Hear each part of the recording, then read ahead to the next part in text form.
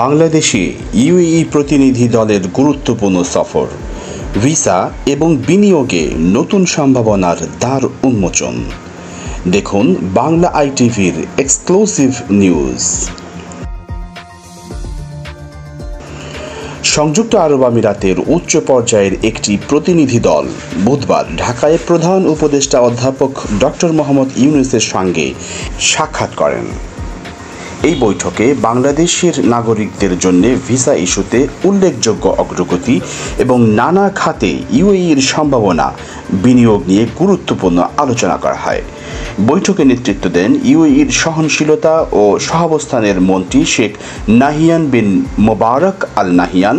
সঙ্গে ছিলেন পররাষ্ট্র মন্ত্রণালয়ের প্রতিমন্ত্রী আহমেদ বিন আলী আল সায়েক এবং বিনিয়োগ মন্ত্রণালয়ের আন্ডার সেক্রেটারি মোহাম্মদ আব্দুর রহমান আল হাওমি।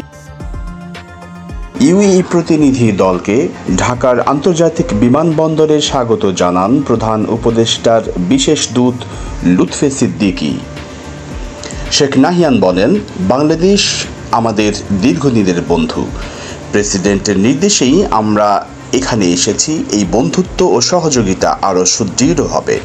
তিনি জানান, উভয় দেশের মধ্যে সংলাপ বেড়েছে এবং বিনিয়োগ ও শ্রমবাজার সহ সব খাতে সহযোগিতা জোরদার করতে ইউএই প্রতিনিধি দল প্রতিশ্রুতিবদ্ধ। বৈঠকে ভিসা প্রক্রিয়া সহজীকরণ, দক্ষ কর্মীর নিয়োগ এবং একাধিক খাতে বিনিয়োগ, এই তিনটি বিষয়ের উপর গুরুত্বপূর্ণ আলোচনা করা হয়। শুধু তাই নয়, পর্যটন, কৃষি, আইটি ও নবায়নযোগ্য জ্বালানিতে বিনিয়োগে আগ্রহ প্রকাশ করেছে সংযুক্ত আরব আমিরাত।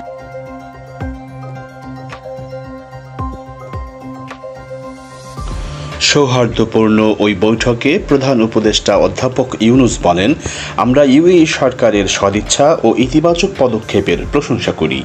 ভিসা প্রক্রিয়ায় অগ্রগতি আমাদের শ্রমবাজারের জন্য অত্যন্ত গুরুত্বপূর্ণ বিষয়। আমরা এই সম্পর্ক আরও এগিয়ে নিতে প্রস্তুত।